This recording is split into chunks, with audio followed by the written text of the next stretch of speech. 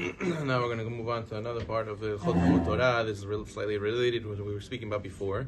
The Mishnah, Perek Daled, Mishpekei Avot, says that whoever uses the crown of Torah for his personal benefit, Chas v'Shalom, will perish. It's a great punishment when you use the kavod of the Torah for personal gain. So therefore, from here, the Rambam, and we're both in Pirush Mishnayot, in the third chapter of the Chotomot Torah, he says it is forbidden for any person to receive money for teaching Torah. It is absolutely forbidden, he writes. He says it's a tremendous Hilul Hashem, it's forbidden. He's using the crown of the Torah for personal benefit, which is explicitly forbidden. And he says every person has to work, as we have Hillel and Shammai, Rav Yosef, and many others who were wood choppers, they were Chanana Sandlar, they were all shoemakers, they all had jobs. And they would make their own money, and then they would set aside time to learn Torah, and through that time to learn Torah, they would become great. But to sit all day and learn Torah and to have people support you, he says definitely, this is outright forbidden. It's a sur. And therefore he says that it's not, and a person's not supposed to do that. Even though the Kesef Mishneh argues on this, and he says that it's not so, that in our generation we are very weak. There's no way a person can become a true Torah scholar that will be able to know all the reasons and all the sources and give proper halacha guidance and have proper perspective of the Torah if he works and he learns. This we see people who are rabbis and doctors at the same time. So they became a doctor first, and then a rabbi, or a rabbi and then a doctor. It's not possible to do two things at once. A person has to do one after the other. To be fully in depth in your mind and focused in one place, it's very difficult. So therefore you need to have no distractions of work and other stuff going on.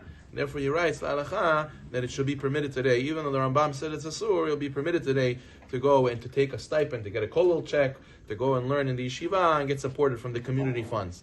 However, he does write in Bet Yosef in Resh Mem Vav, he writes that it is midad hasidut. It is midad hasidut. It's the way of the pious to not receive benefit from the Torah and to go out of the way to make sure they work, and that way they could learn also and support themselves. But it's not obligatory. It's not a sur like the Rambam says.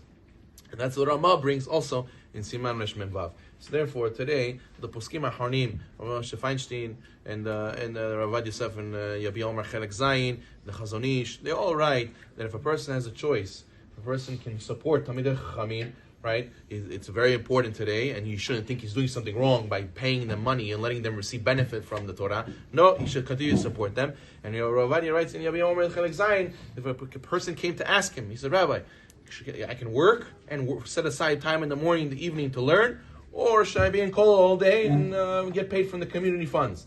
So the Ravadia wrote to him, it's better to go and learn kollel all day.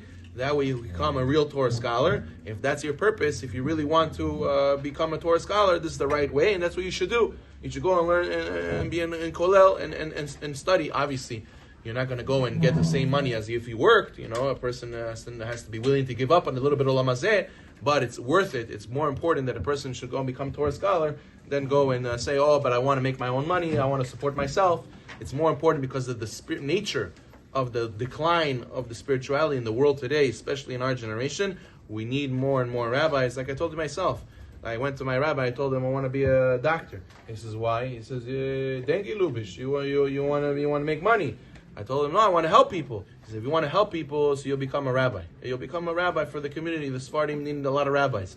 So therefore you see that in our generation today, the more rabbis we have, the more learned people, the more Yiddish Shamayim people from the fact that they learn Torah all day will be better for our generation. If we discourage them and tell them, you think money grow on tree? Well, you think you're going to have money? Who are you going to get money from? No, a person has to know Hashem will provide for him, and he could get supported by the community, and that's okay according to Halacha. And we need to do so and support these institutions in order that our community will grow. A community is only as good as the rabbis are. Baruch Adonai Olam, amen, amen.